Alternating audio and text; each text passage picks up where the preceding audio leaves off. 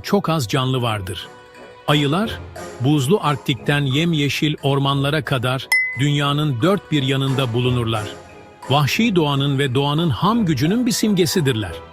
Ayılar, ekosistemlerinin önemli üyeleridir ve dengeyi ve biyolojik çeşitliliği korumada hayati bir rol oynarlar.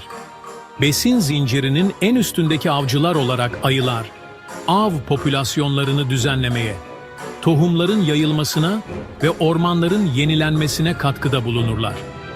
Bu belgesel, ayıların büyüleyici dünyasına inecek, fiziksel özelliklerini, davranışlarını ve yaşam alanlarını keşfedecek. Ayrıca, değişen bir dünyada karşılaştıkları zorlukları, habitat kaybı, insan-vahşi yaşam çatışması ve iklim değişikliği de dahil olmak üzere inceleyeceğiz.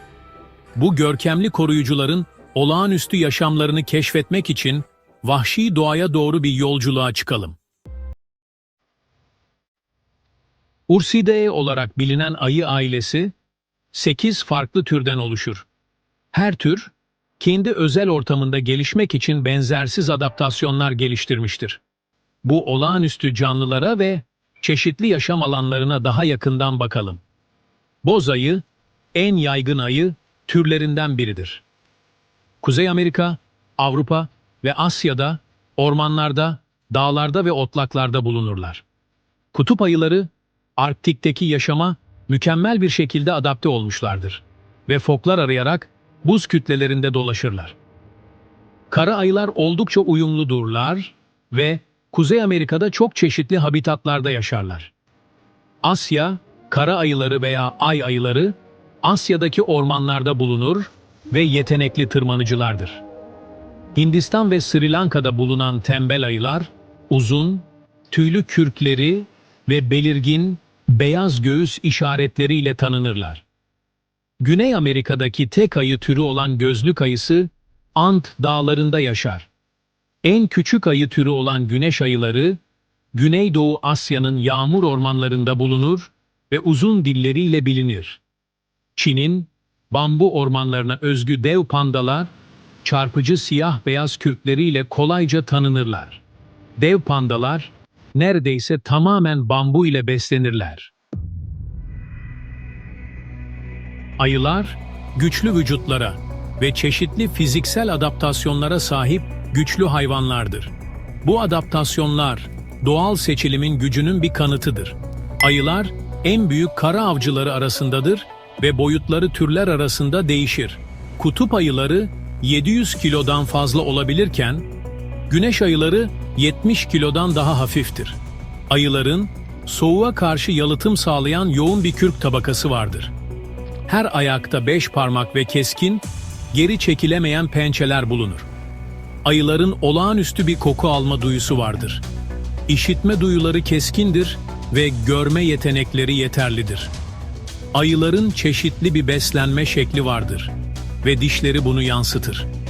Bu özellikler, ayıları ortamlarına çok uygun hale getirir. Ayılar genellikle yalnız yaratıklar olarak algılanır ve bunun iyi bir nedeni vardır. Çoğu ayı türü, üreme mevsimi dışında büyük ölçüde yalnızdır. Bununla birlikte sosyal etkileşimleri karmaşıktır ve türe, kaynakların mevcudiyetine ve bireysel mizaçlara bağlı olarak değişir. Ayılar, tipik olarak koku ve görsel ipuçlarıyla işaretledikleri kendi bölgelerini korurlar. Üreme mevsimi boyunca ayılar çiftleşmek için bir araya gelirler ve erkekler genellikle dişilerle çiftleşme hakkı için rekabet ederler. Dişi ayılar, yavrularını büyütmek için önemli zaman ve enerji harcayan özverili annelerdir. Yavrular, temel hayatta kalma becerilerini öğrenerek 1 ila 3 yıl anneleriyle kalırlar. Ayılar birbirleriyle seslendirmeler ve koku işaretlemesi yoluyla iletişim kurarlar. Mükemmel problem çözme yeteneklerine sahip oldukça zeki hayvanlardır. Ayılar, fırsatçı omnivorlardır. Yani beslenme şekilleri ortamlarındaki yiyeceklerin mevcudiyetine bağlı olarak büyük ölçüde değişir. Bir ayının beslenmesinin önemli bir kısmı çilek, meyve, fındık, kök, ve otlar gibi bitki maddelerinden oluşur. Ayılar aynı zamanda böcekçildir ve karıncaları, arıları, eşek arısını ve diğer böcekleri kolayca tüketirler. Boz ayılar ve kara ayılar gibi bazı ayı türleri yetenekli balıkçılardır ve somon, alabalık ve diğer balıkları avlarlar. Tüm ayılar, büyük memelilerin aktif avcıları olmasa da, fırsat bulduklarında geyik, sığın ve diğer toynaklıları avlarlar. Ayılar leş yiyicilerdir ve kendilerine değerli bir protein ve besin kaynağı sağlayan leşi kolayca tüketirler. Kutup ayıları, Arktik ortamında beslenmek için büyük ölçüde foklara dayanan özelleşmiş avcılardır.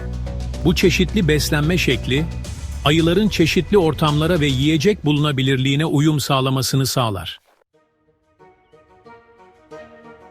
Dünya çapındaki ayılar, çoğu insan faaliyetleriyle bağlantılı olan sayısız tehditle karşı karşıyadır.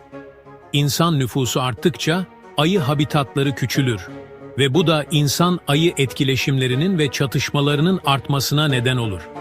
Ormanların yok edilmesi, tarım, madencilik ve kentsel gelişme nedeniyle habitat kaybı ve parçalanması, ayı popülasyonları için önemli tehditlerdir. İklim değişikliği, kutup ayıları üzerinde özellikle yıkıcı bir etkiye sahiptir. Yükselen sıcaklıklar ve değişen yağış düzenleri, diğer ayı türleri için de besin kaynaklarının bulunabilirliğini etkiliyor. Ayılar, geleneksel tıpta kullanılan vücut kısımları için avlanıyor.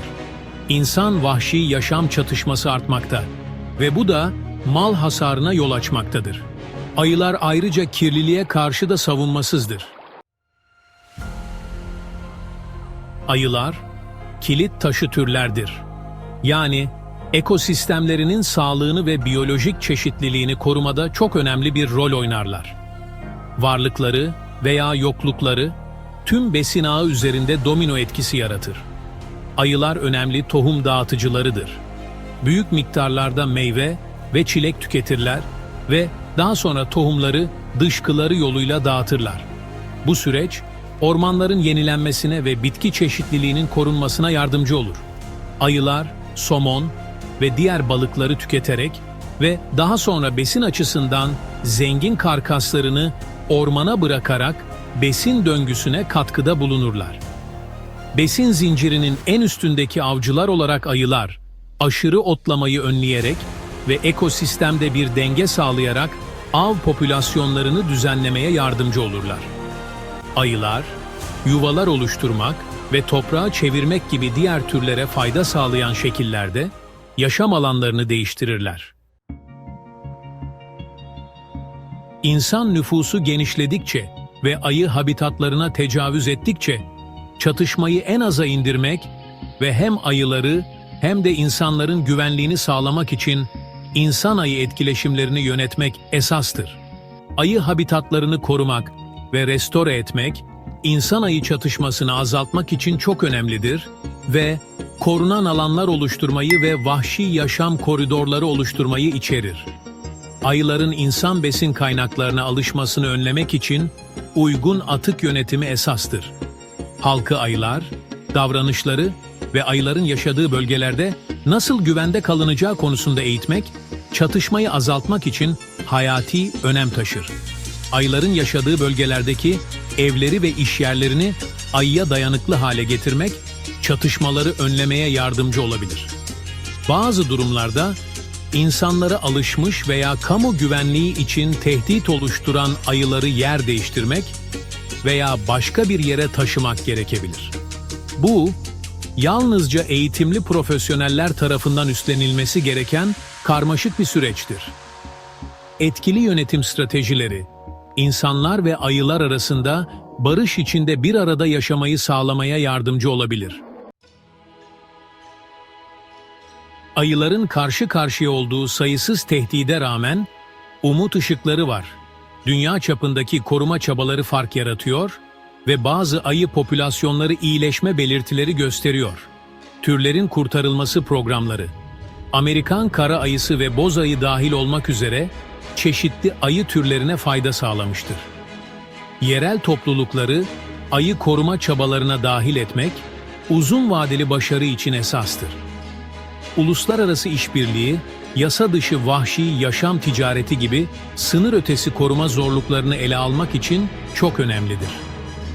Devam eden bilimsel araştırmalar, ayı ekolojisini, davranışını ve karşılaştıkları tehditleri anlamak için esastır. Koruma kuruluşlarını destekleyerek ve ayı dostu politikalar için savunuculuk yaparak, bu görkemli yaratıkların gelecek nesiller boyunca vahşi doğada dolaşmaya devam etmesini sağlamada hepimiz rol oynayabiliriz.